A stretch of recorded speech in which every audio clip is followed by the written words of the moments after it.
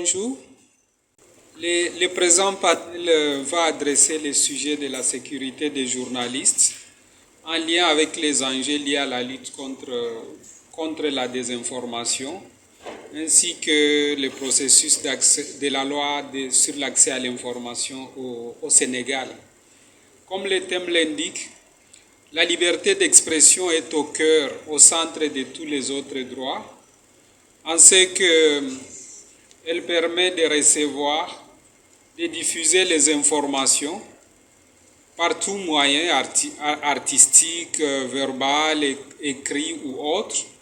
C'est là pour informer les citoyens. Mais ça ne se limite pas à ça. Un citoyen informé peut mieux revendiquer ses droits. Mais également, ça permet également de critiquer le droit, comment les droits sont fournis, comment nous les apprécions, nous qui les recevons. Et dans tous ces processus, les médias jouent un grand rôle. Ils sont des espaces de dialogue pour mettre au contact les fournisseurs de droits et les citoyens qui doivent en bénéficier. Ils jouent un rôle clé dans l'information, comme on disait. Ils jouent un rôle clé également dans la critique. Et c'est ça l'ensemble qui fait la jouissance des droits, en être informé, les recevoir, les apprécier, rendre compte de comment on exécute les mandats qu'on a reçus si on a un service en charge de les fournir. Mais pour que les médias puissent jouer pleinement ce rôle, il faut un cadre légal et social qui habilite le journaliste à exercer son travail encadré par un arsenal légal. Le plus souvent, on parle du code de la presse qui encadre le métier, mais également de est-ce que l'accès à l'information est garanti? Est-ce que c'est une obligation pour ceux qui détiennent l'information de la donner? Avec les numériques, certes, il y a une série d'autres lois spécifiques qui sont intéressantes pour les médias, mais ce panel focalisera beaucoup plus dans les cadres, dans les cadres juridiques sur la loi sur la presse ainsi que l'accès à l'information. Ce qu'on a vu depuis Covid-19, si je peux seulement prendre un espace de temps limité, c'est que l'exercice de la profession de journaliste au Sénégal n'est pas aussi facile qu'avant. On a vu plusieurs attaques contre les journalistes, que ce soit des attaques physiques, que ce soit du point de vue judiciaire aussi malheureusement, ou parfois seulement moral. Et ça pose la question de la sécurité du journaliste. Un journaliste qui ne se sent pas en sécurité, informerait-il en toute indépendance? Donnerait-il toute forme d'information? Ce panel donc va s'appesantir sur ces questions.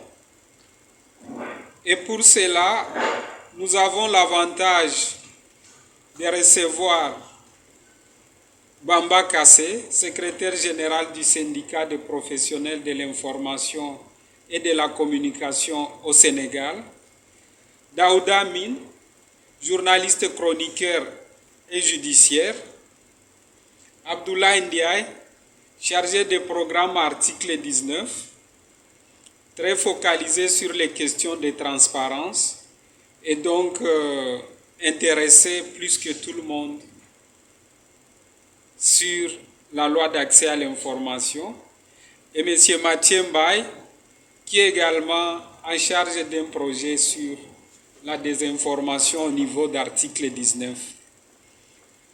Moi-même, je m'appelle Alfred Boulakali, Michel m'a présenté. Je suis le directeur d'article 19 au Sénégal et en Afrique de l'Ouest. Sans plus tarder, je vais inviter Daouda Mine à nous entretenir sur le code de la presse, en mettant l'accent surtout sur les dispositions qui, selon lui, entament ou entameraient la liberté d'expression que nous avons tant vantée dans son rôle comme charnière vers les autres droits. Daouda, vous avez la parole. Merci, merci beaucoup.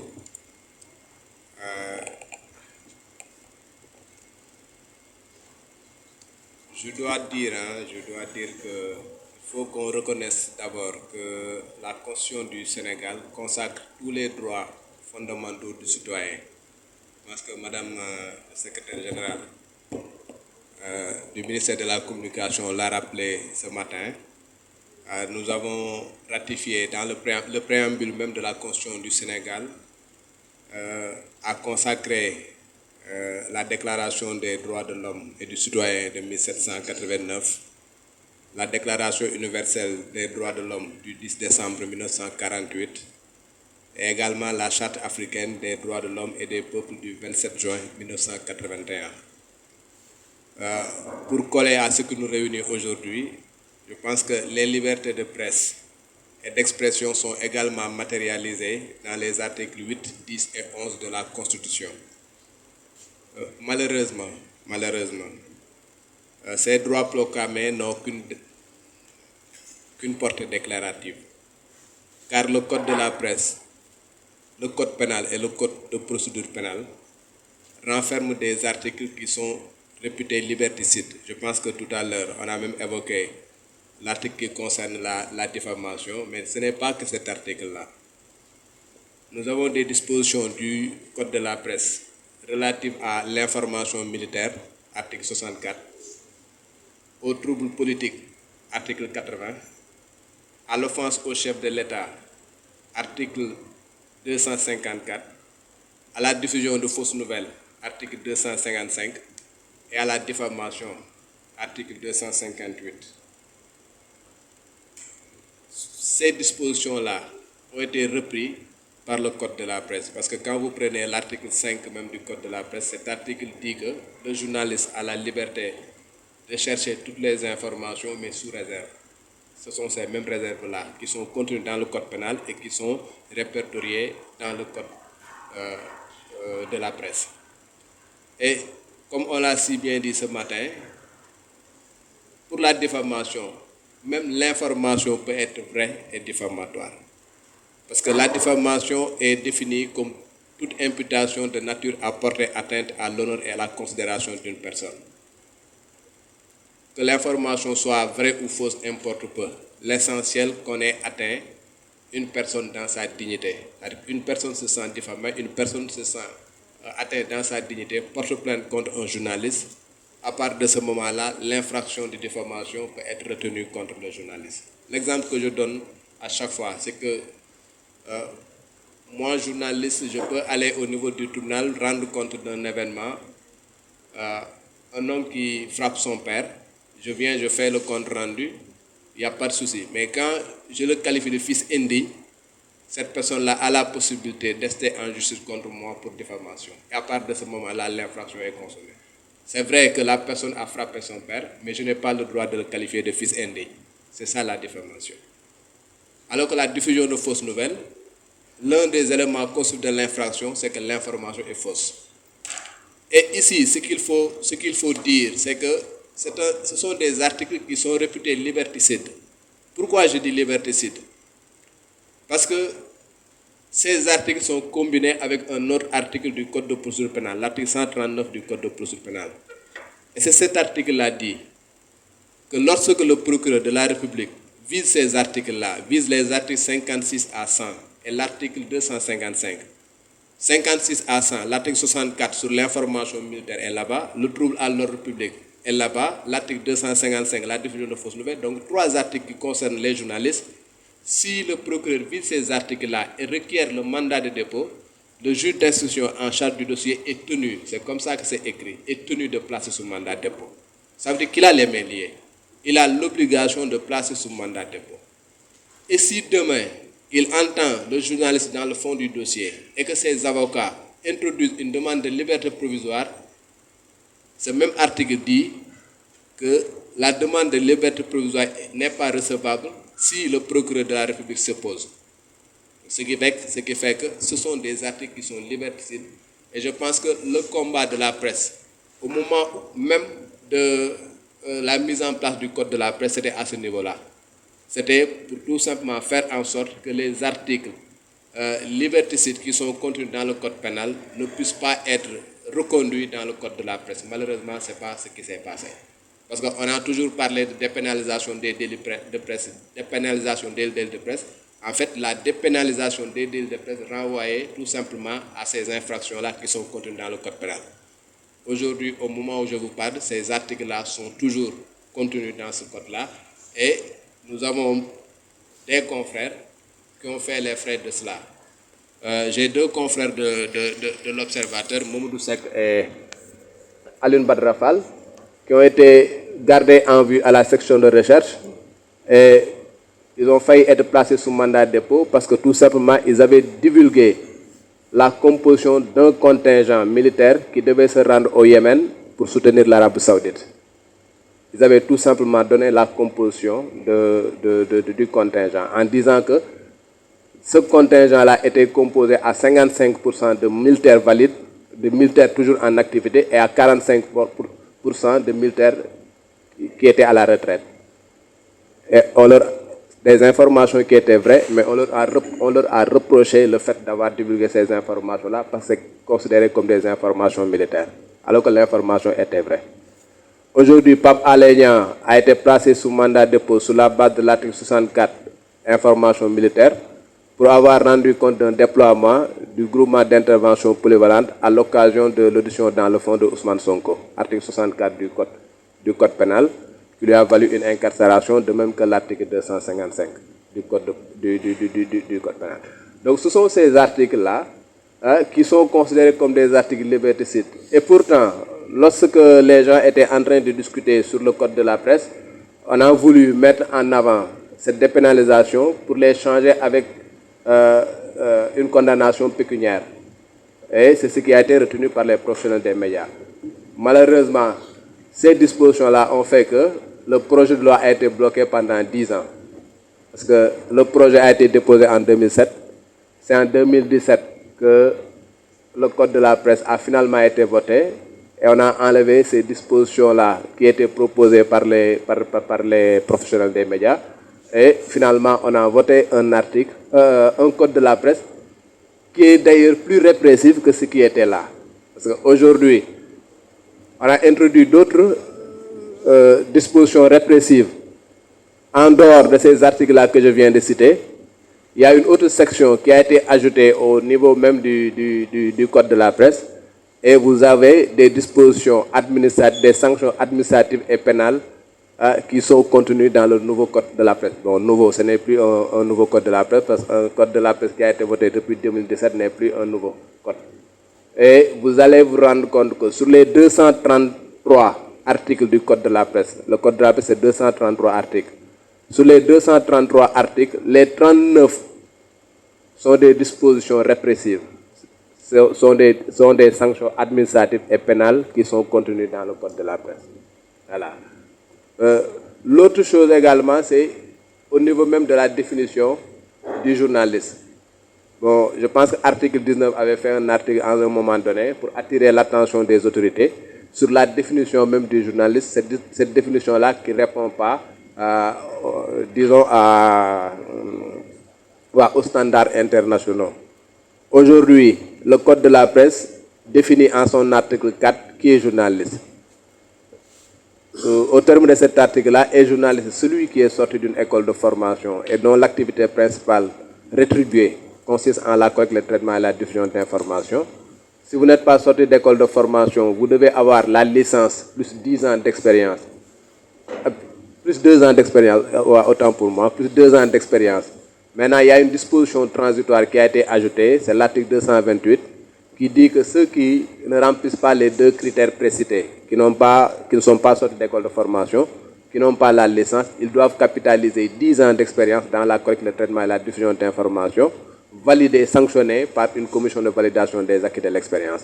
Donc, le code prévoit une commission que j'ai l'honneur de diriger et Bamba Kassef est membre de cette commission-là.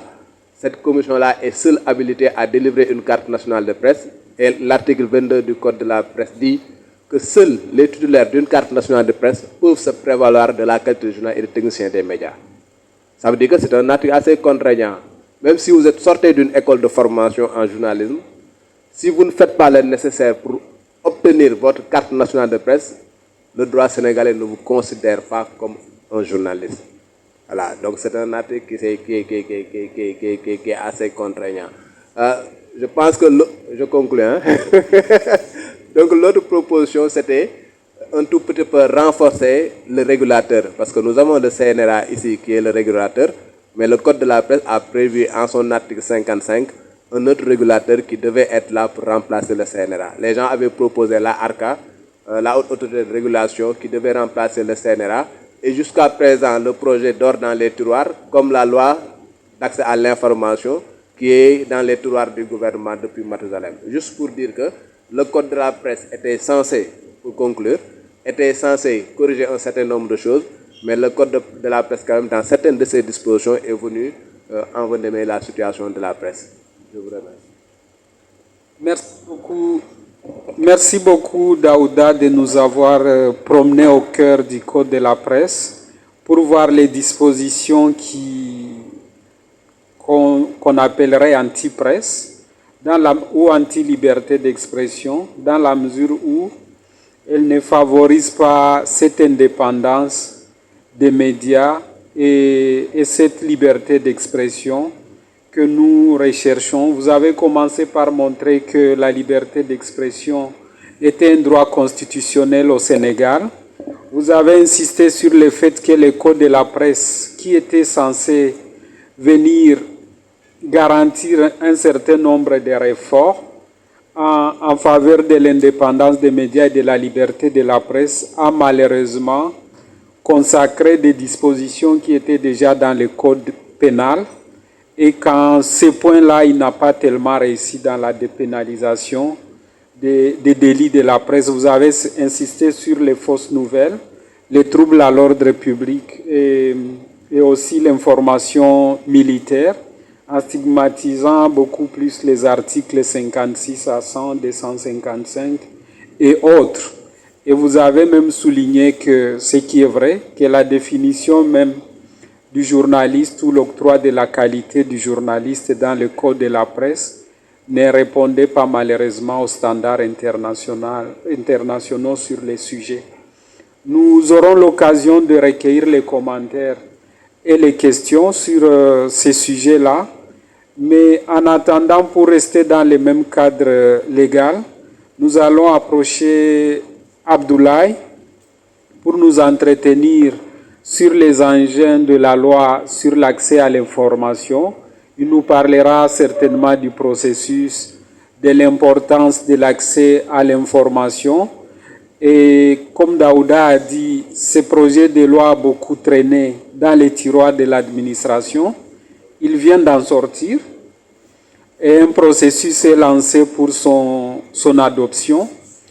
Monsieur Abdoulaye aura l'opportunité de nous dire brièvement c'est quoi son contenu et peut-être même de souligner les angles où il pense que le projet n'est pas encore en conformité avec les standards lorsqu'on regarde la loi modèle sur l'accès à l'information en Afrique et les autres normes promises au niveau international. Abdoulaye, vous avez la parole. Merci beaucoup, Alfred. Merci Daouda d'avoir soulevé les questions qui nous interpellent tous. Moi, mon propos va plutôt s'accentuer sur le projet de la loi d'accès à l'information. Vous avez raison, un processus qui dure plus de 10 ans ou 12 ans maintenant. C'est ce que je peux dire, peut-être que ça dure même plus que 10 ans ou 12 ans. Mais j'aimerais revenir sur 2 ou 3 points qui ont été soulevés tout à l'heure pour donner mon appréciation un peu sur ces questions qui sont des questions juridiques qui se posent aujourd'hui.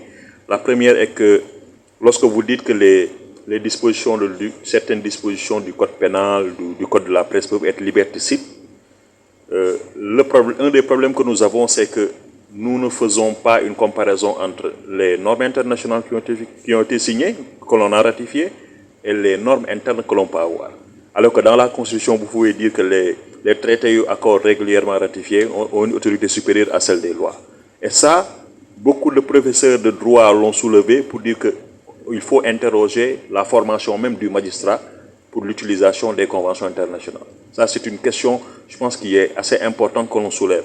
Deuxième point, on l'a soulevé tout à l'heure, je pense que le constat aujourd'hui est que l'information est devenue un enjeu et beaucoup de théoriciens en ont parlé. Je cite simplement un des auteurs, moi, que j'adore, Bertrand Badi, le professeur Bertrand Badi, qui parle de cassure. Cassure. Parce que le gouvernement qui avait le monopole il y a une vingtaine, une trentaine d'années, aujourd'hui n'a plus le monopole de l'information. Le journaliste qui avait la possibilité de donner l'information, aujourd'hui est concurrencé par les citoyens. Et à ce niveau, vous voyez qu'il y a beaucoup plus d'acteurs sur la scène, aussi bien dans les réseaux sociaux qui sont investis par les journalistes que par les citoyens. Donc il y a concurrence à tous les niveaux.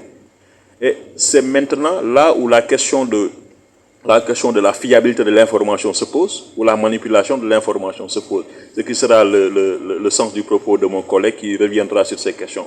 L'autre question, c'est que lorsqu'on évoque les questions de diffusion de fausses nouvelles, de défense au chef de l'État, ce sont des concepts de notre temps, qui peut-être 100 ans en arrière en France, aujourd'hui, qui n'ont plus leur actualité aujourd'hui dans ce monde.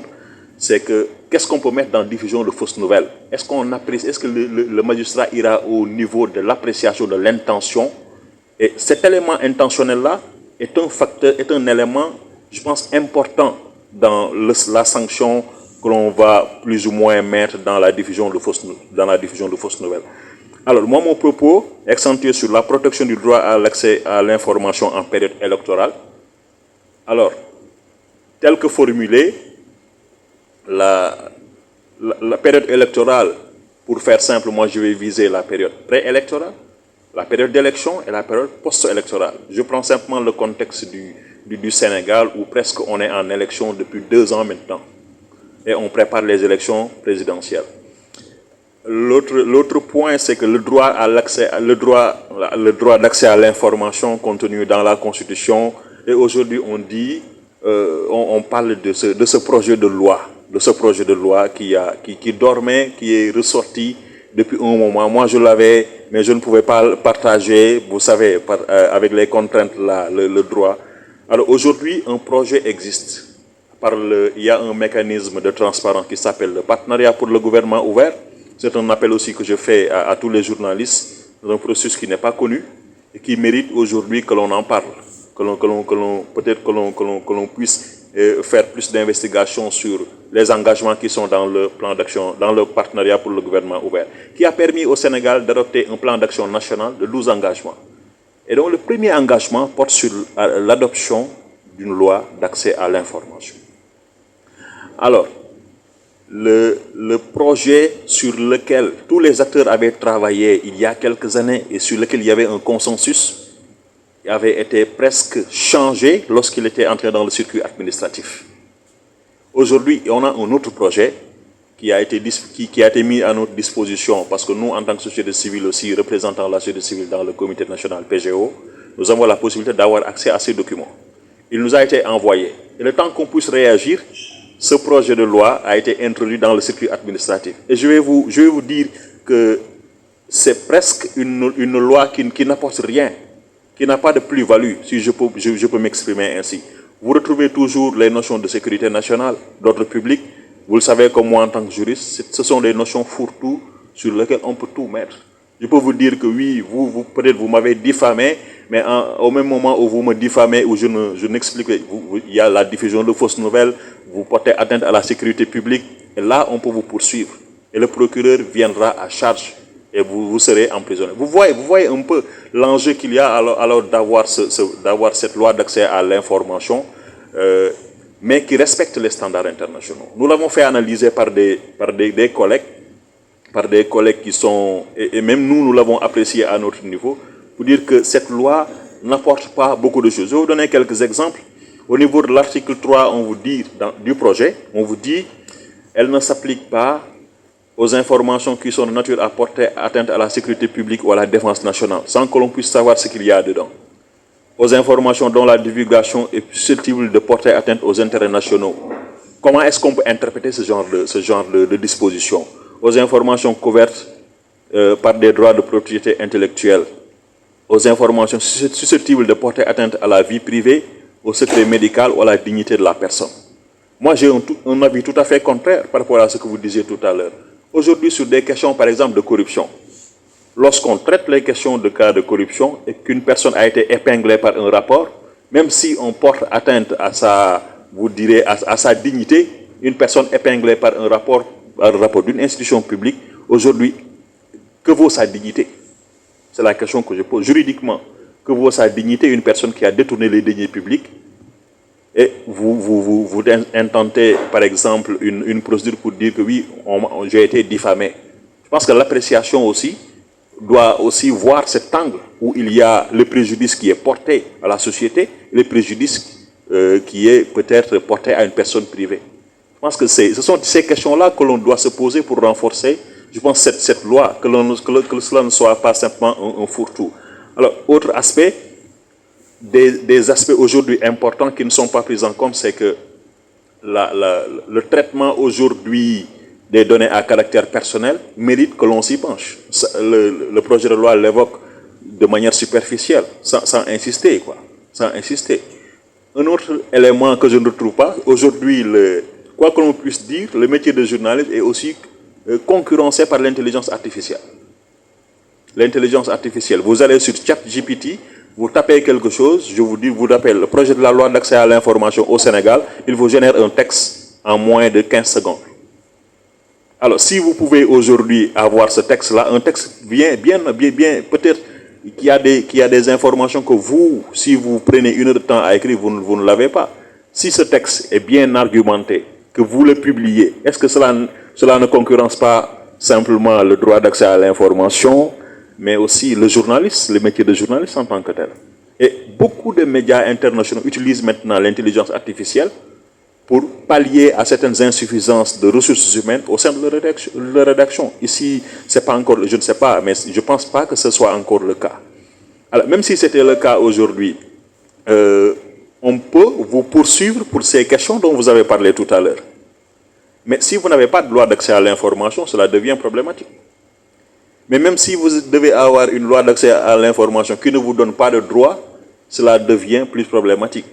Les propos du ministre de la Justice lors d'une rencontre dit oui, on n'a rien à ajouter parce qu'on a des dispositions qui nous permettent de tout faire. Mais il y a une plus-value dans une loi d'accès à l'information. Et ce projet de loi devrait permettre d'avoir une extension peut-être du domaine où on peut investiguer pour avoir plus d'informations à donner au public. Donc, une autre disposition de la proposition dit que lorsque l'assujetti choisit de publier pour tout support de diffusion approprié, notamment par le biais d'un site internet, l'information dont la communication est susceptible de lui être demandée, l'obligation de communiquer ne s'exerce plus.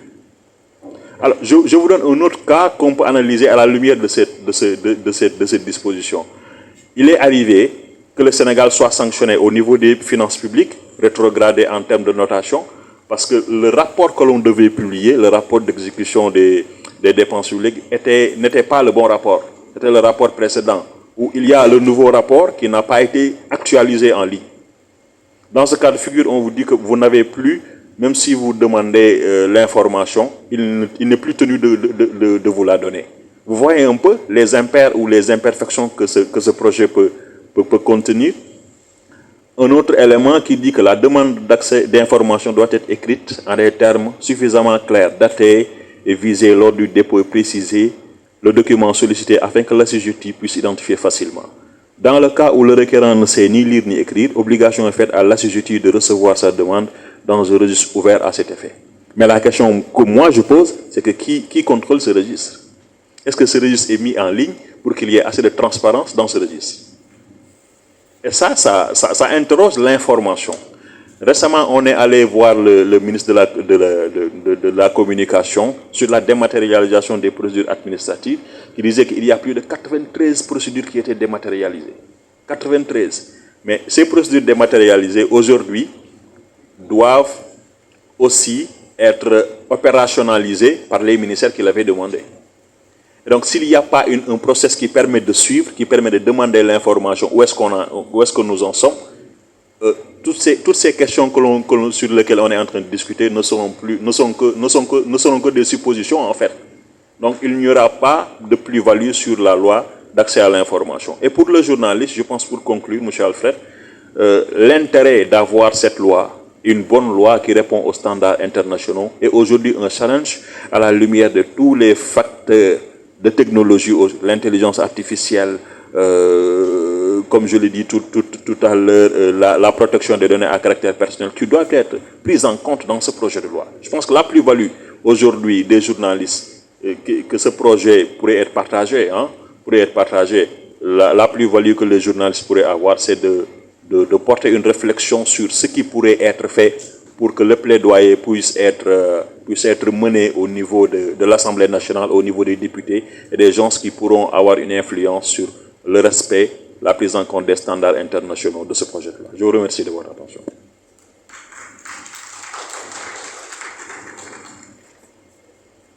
Merci Abdoulaye. Vous avez introduit par votre propos en construisant sur les conclusions de M. Daouda et vous avez interrogé la place des normes internationales dans l'application des lois ou des dispositions qu'il a jugées liberticides en pensant que le magistrat eux-mêmes devraient s'approprier ces normes internationales même lorsque les lois nationales ne s'y conformaient pas. Et vous avez soulevé la question de la formation même des magistrats. Je pense que les rapporteurs sont en train de prendre les recommandations au fur et à mesure que les intervenants les soulèvent dans leurs propos. Vous avez également noté l'effet de la cassure de l'information avec la pluralité des moyens de diffusion de l'information et des acteurs aujourd'hui, notamment avec les possibilités qu'offre le numérique. Avant effectivement de vous appesantir sur la loi d'accès à l'information que vous avez notée et l'engagement numéro 1 du plan d'action national du programme de gouvernement ouvert au Sénégal, vous avez souligné quelques limites de cette loi, notamment son article 3 qui crée une série de limites en des termes vagues qui ne permettraient pas justement à la personne bénéficiaire de la loi de savoir ce qui se cache derrière sécurité nationale, défense ou intérêts nationaux. Vous avez souligné les restrictions liées à l'obligation de publication, notamment lorsque c'est sur un site web, alors qu'il est questionnable aussi de savoir si l'information dans son entièreté aurait été publiée. Vous avez questionné la forme de demande qui doit être écrite et lorsqu'elle n'est pas écrite, les mécanismes mis en place des registres, toujours gérés par le pourvoyeur de l'information qui est sollicité. Et pour conclure, vous avez appelé à l'adoption d'une bonne loi, c'est-à-dire celle qui serait conforme aux standards internationaux, et vous avez appelé les journalistes à s'approprier ce projet de loi, l'analyser et formuler les changements qui seraient utiles pour que les débats qui interviendraient les jours à venir à l'hémicycle, à l'Assemblée nationale, en soient enrichis et que nous ayons une bonne loi. Merci également, nous aurons l'occasion de poser des questions et de faire des commentaires à propos.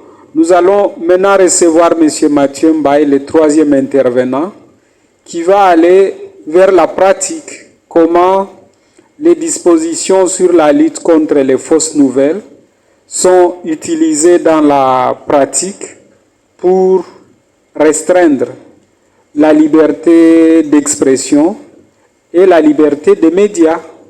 Monsieur Mathieu Mbaye, vous avez la parole. Merci beaucoup Alfred. Bonjour tout le monde. Mon intervention va s'accentuer plus sur la réglementation des fausses nouvelles entre protection de la démocratie et risque de censure. Donc ici, il est question de voir si aujourd'hui réglementer les fausses nouvelles reviendrait aujourd'hui à sacrifier un certain nombre de libertés, notamment le droit à la liberté d'expression. Donc, c'est un sujet de débat fort intéressant, notamment pour des domaines comme la politique, pour les médias, mais également pour les technologies. Donc ici, aujourd'hui, quand on parle de réglementation, celle-ci implique l'adoption de mesures pour limiter ou bien freiner la diffusion de fausses nouvelles. Donc, pour l'implantation de mesures pour freiner ou bien limiter la publication de fausses nouvelles. Et cette réglementation-là, aujourd'hui, implique notamment la mise en place de méthodes de signalement, qui est plus de signalement pour aujourd'hui limiter ou bien signaler les contenus qui sont jugés fausses.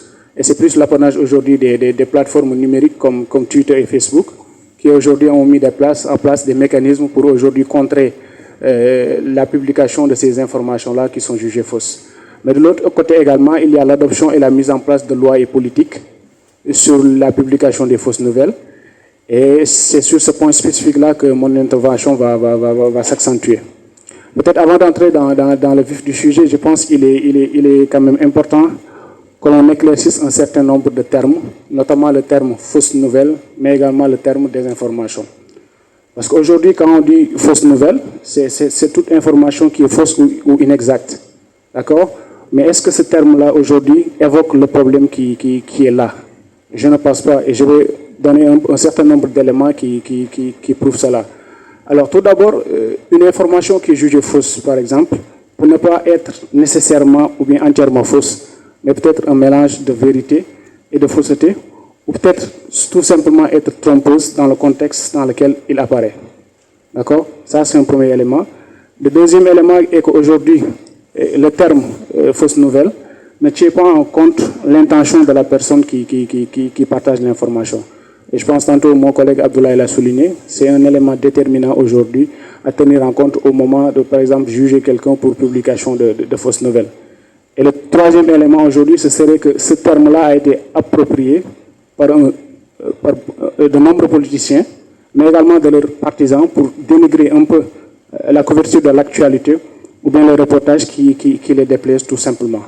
Donc ici, nous voyons que le terme fausse nouvelle, en elle-même, la définition qu'on donne au terme fausse nouvelle est problématique. Et je pense que c'est de là où part principalement le problème pour aujourd'hui essayer de réguler les fausses nouvelles.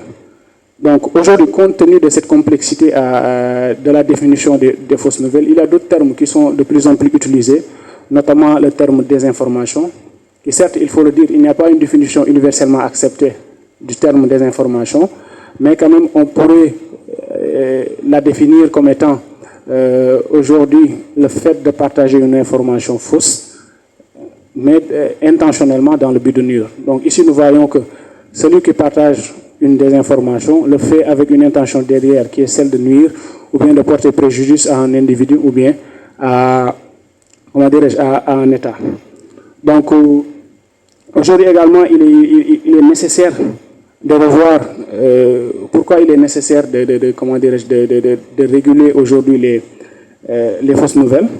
Parce qu'aujourd'hui, comme on a pu le constater avec la Covid-19, mais également de récentes élections dans des pays comme le Nigeria, où on a vu l'impact vraiment de la publication des fausses nouvelles dans l'issue des élections, mais également dans, dans l'attitude des citoyens pour aujourd'hui procéder à des votes crédibles et transparents. D'accord. Donc aujourd'hui, il est plus que nécessaire, face à tous ces éléments-là, de réguler aujourd'hui les publications de fausses nouvelles.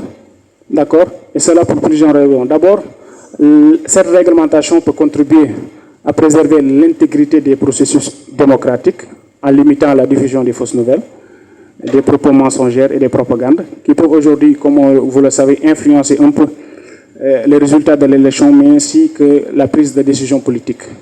Donc l'autre élément qui nécessite cette régulation, c'est qu'aujourd'hui, elle permet de prévenir la manipulation de l'opinion publique en réduisant les risques de diffusion des rumeurs, des théories du complot, de fausses informations qui peuvent aujourd'hui provoquer des réactions violentes, des discriminations, mais également des phénomènes de panique. Et en fait, cette régulation des fausses nouvelles, aujourd'hui, peut aider à responsabiliser les plateformes numériques et les médias également en ligne, en les obligeant, par exemple, à vérifier les informations qu'ils diffusent et à supprimer rapidement des contenus qui sont mensongers. Donc, au regard de tous ces éléments-là, il est plus que nécessaire aujourd'hui de procéder à une réglementation des fausses nouvelles. Toutefois, il est également important de s'interroger sur la réponse de nos États face à ce phénomène de la désinformation et des fausses nouvelles. Parce qu'aujourd'hui, certes, la désinformation en elle-même constitue un problème majeur, mais également la réponse de nos États pose d'énormes problèmes, surtout par rapport aux standards internationaux sur la liberté d'expression.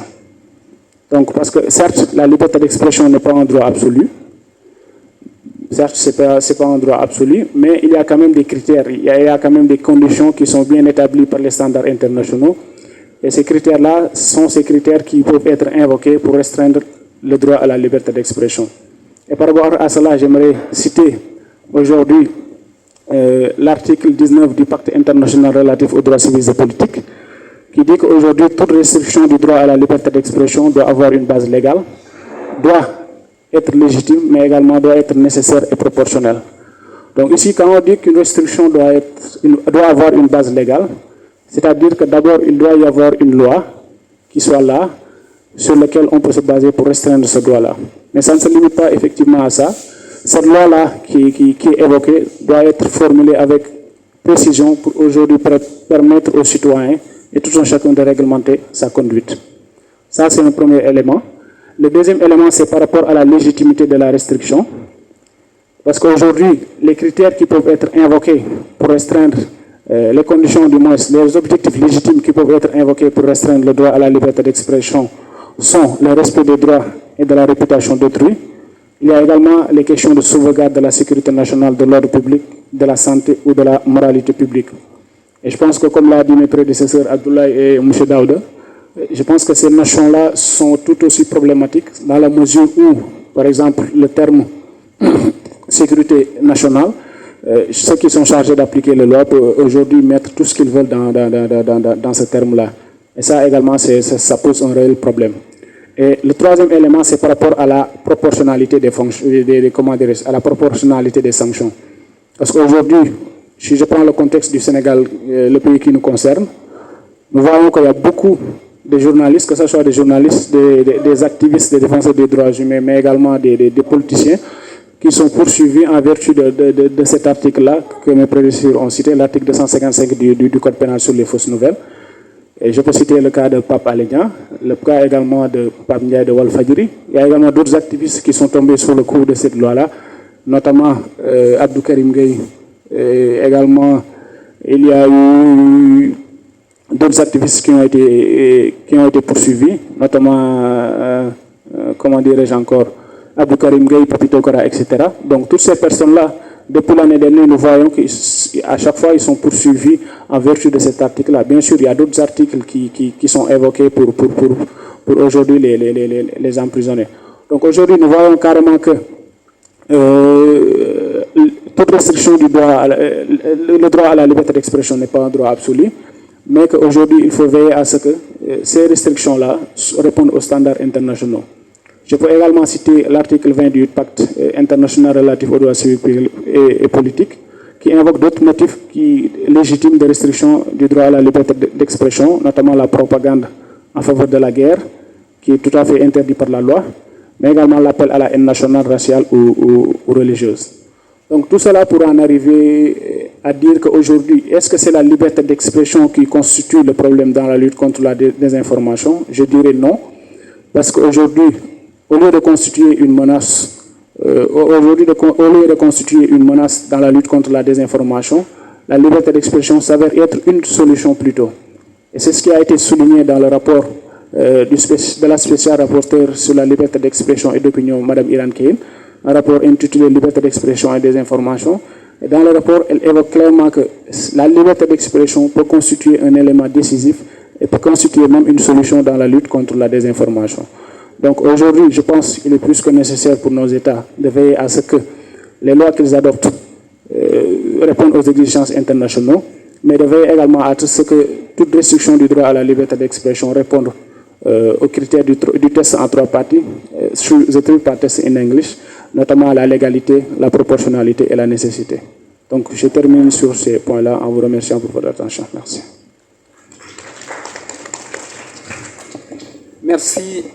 Merci Mathieu pour nous avoir entretenus sur ces sujets-là. Fausses nouvelles, protection de la démocratie et liberté d'expression. Vous avez vous avez commencé par la terminologie en nous expliquant c'est quoi les fausses nouvelles, la désinformation. Vous avez bien sûr noté le fait que la définition même de fausses nouvelles pose problème. Les risques de manipulation ou d'appropriation de cela par les acteurs politiques pour dénigrer l'information, le fait que l'intention de la personne qui diffuse n'est pas toujours prise en compte pour réprimer. Vous avez noté l'importance de la régulation de fausses nouvelles pour protéger la démocratie, pour contenir les méfaits de la désinformation et des fausses nouvelles, notamment sur les processus démocratiques et électoraux avec la manipulation de l'opinion publique, des résultats, mais également pour responsabiliser les plateformes. Vous vous êtes appesanti sur les conditions dans lesquelles les restrictions à la liberté d'expression peuvent intervenir, avec la nécessité de la légalité et de la légitimité, la proportionnalité ainsi que la nécessité. Vous êtes revenu sur l'article 255 du Code pénal qui criminalise les fausses nouvelles, au nom duquel malheureusement des journalistes sont poursuivis en justice ainsi que des activistes. Et vous avez clos votre propos en rappelant les rapports de la rapporteure spéciale sur la liberté d'expression qui pense que la liberté d'expression est plutôt un remède à la lutte contre la désinformation, comme qui dirait libérer la parole pour prévenir ou pour contenir la désinformation. Nous aurons l'occasion de donner la parole, mais en attendant, nous allons inviter M. Kassé, toujours sur ces champs de la pratique, pour nous parler de manière pratique des atteintes à la sécurité des journalistes au Sénégal, sachant que le journaliste a besoin d'un environnement sécurisant pour faire son travail, sachant aussi que les Nations Unies, et je salue le rôle joué par l'UNESCO, ont mis en place des directives pour la protection, la sécurité des journalistes et la lutte contre l'impunité des crimes commis à l'égard des journalistes. Kassé, pour y arriver, fera un point également sur les enjeux de la loi d'accès à l'information, mais son propos sera davantage focalisé sur la sécurité des journalistes et les atteintes à cela au Sénégal. Monsieur Kassé, vous avez la parole. Je vous remercie. Je salue mes prédécesseurs et co-panélistes, notamment mon président Daouda, juriste, journaliste, qui m'a donné quelques céphalées en évoquant donc les articles 56 à 100 et l'article 255 comme étant des articles en tout cas qui peuvent envoyer n'importe qui en prison, mais qui particulièrement ces temps-ci envoient des journalistes en prison et ou en détention préventive. Tout à l'heure je le taquinais, je disais mais quand même quand c'est faux, quand on veut lutter contre la désinformation, on ne peut pas en même temps faire la promotion de la fausse nouvelle, de la fausseté. Mais toi, tu es tout le temps... tu es trop chiqué, quoi. Hein? C'est lourd. Tu m'entendais tout à l'heure. Mais fait, tu me titilles, quoi. Nous allons les laisser se concentrer. il le faut exprès, c'est mes gars. Donc, je disais donc que la première des insécurités, c'est de ne pas savoir le contexte ou le cadre dans lequel on intervient. C'est de ne pas connaître les limites ou les risques qu'on encourt. Et donc, tout à l'heure, lorsque Madame Diagne du CESTI parlait de la formation et que Migui également avait embauché la même trompette, je pense qu'ils avaient tout à fait raison, surtout Migui, parce que la formation, elle n'est jamais définitive. C'est vrai que la loi au Sénégal dit que dès lors que vous avez votre licence en journalisme, ou une licence toute particulière et que vous faites la demande, que vous disposez d'une carte de presse, vous êtes journaliste. Mais le journaliste également, comme nous l'apprenait Feu Mamles Camara, c'est celui qui tous les jours fait table rase de ce qu'il connaissait la veille, ne se prend pas du tout pour une star ou quelqu'un qui fait du buzz, se remet en cause et que de façon vraiment honnête et profonde pour ne pas commettre certaines erreurs. Donc je m'en vais parler de façon très concrète de la sécurité des journalistes. La question étant de savoir est-ce que nous sommes en sécurité, oui ou non. La première appréciation que je faisais tout à l'heure, c'était que si on ne maîtrise pas notre environnement juridique, évidemment, on n'est pas en sécurité. Et donc, il faut ces genres d'initiatives-là former, rappeler aux journalistes le cadre dans lequel ils interviennent. Et puis, après, que les organisations, bien entendu, fassent les plaidoyers nécessaires pour améliorer ce cadre-là. Ce sera certainement le cas avec la loi sur l'accès à l'information. Il est quand même bizarre que c'est une loi qui est pour tous les citoyens. Hein. Ce n'est pas une loi spécifique aux journalistes, mais c'est une loi qui, pour les journalistes, est d'une importance capitale, puisque ça peut leur permettre, effectivement, de faire leur travail. Mais aujourd'hui, je suis certain que si on faisait un petit sondage là, pour les journalistes qui sont présents dans cette salle, et qu'on leur pose la question de savoir si oui ou non vous avez entre vos mains cette mouture qui est dans le circuit, je pense qu'on n'aurait pas beaucoup de mains levées. Ça veut dire quoi? Ça veut dire qu'ils vont faire une loi d'accès à l'information, ils vont nous la présenter, et nous, les professionnels de l'information, on n'en connaît absolument rien. N'est-ce pas, Cellou? Tu n'as pas vu de mouture, moi non plus. Bien qu'on ait convié à un séminaire il y a 2 jours, on est le 3 aujourd'hui. Il y a un séminaire le 3, le 4 et le 5. Donc on va venir, on va s'enfermer dans un hôtel là. Ils vont nous donner les textes, on va les lire, on va les manger, faire les pauses café. Et puis tranquillement, après ça passe... non.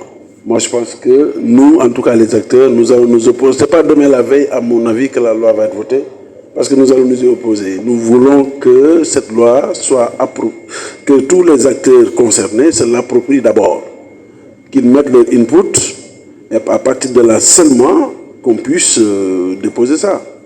Mais le Sénégal est dans des logiques d'agenda.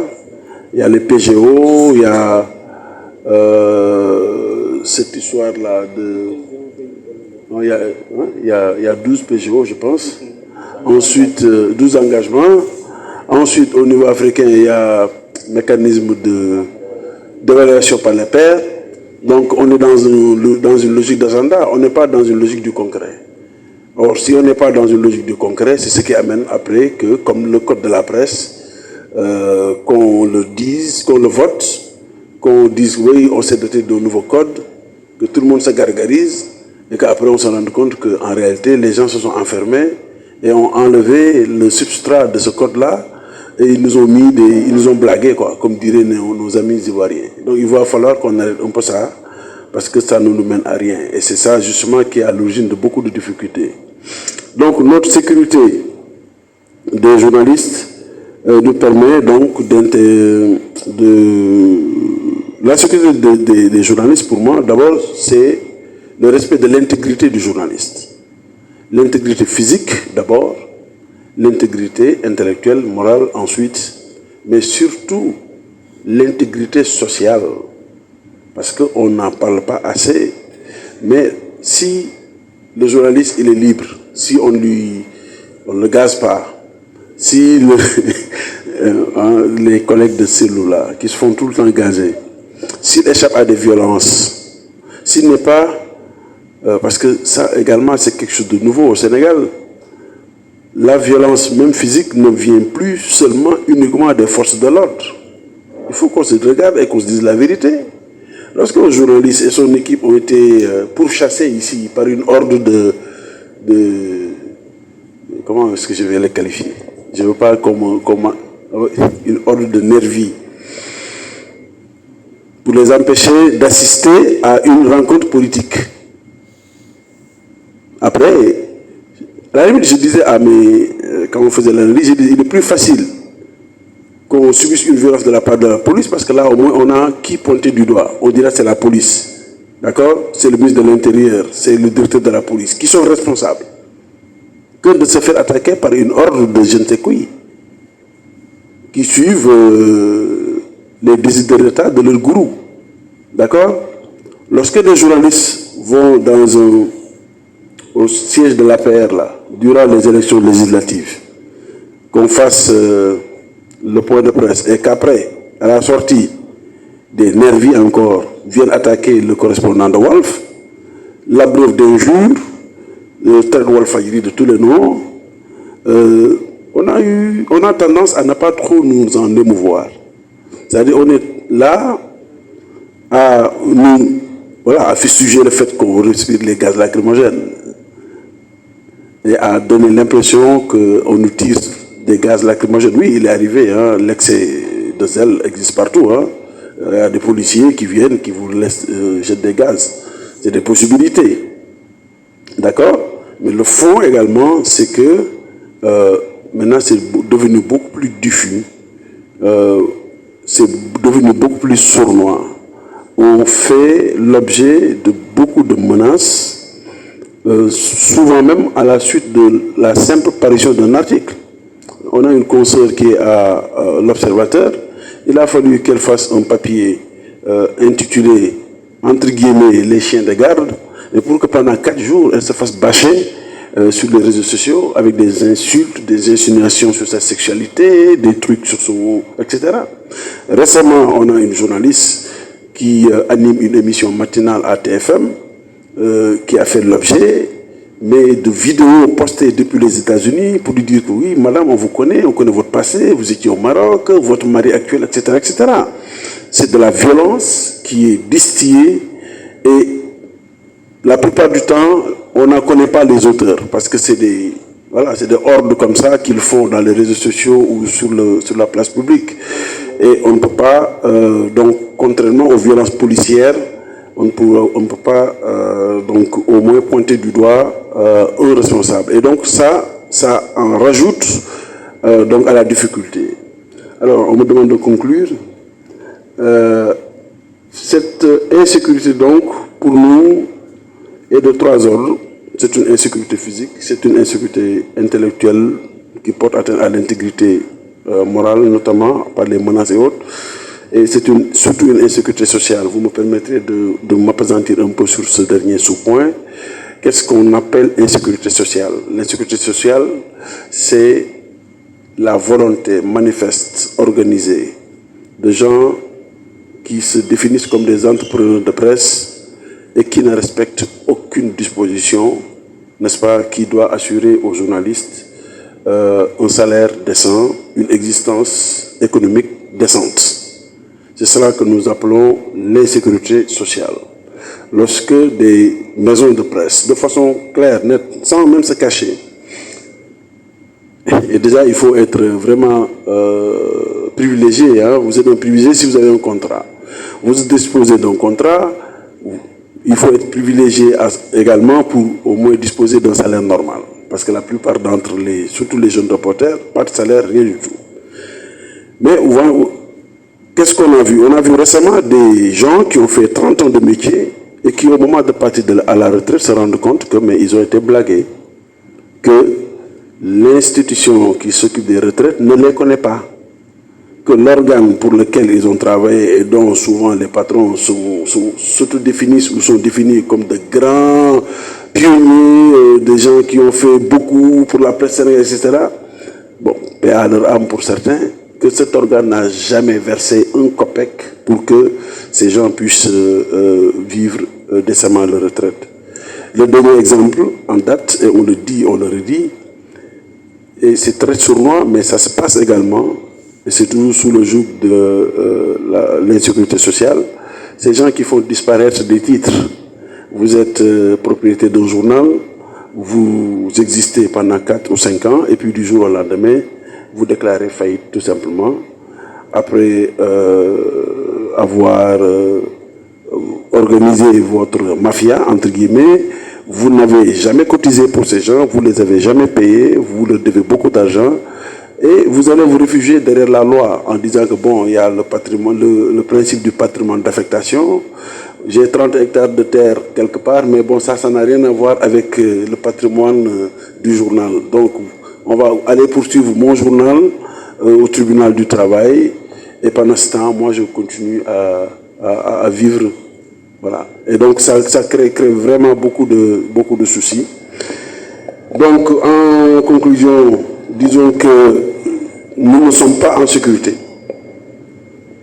Nous autres, les journalistes sénégalais, si on se réfère à ces 3 sous-catégories de ce qu'on peut appeler la sécurité du journaliste.